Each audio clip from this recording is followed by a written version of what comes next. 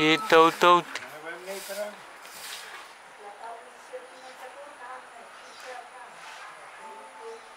So, ano may yata may pagi?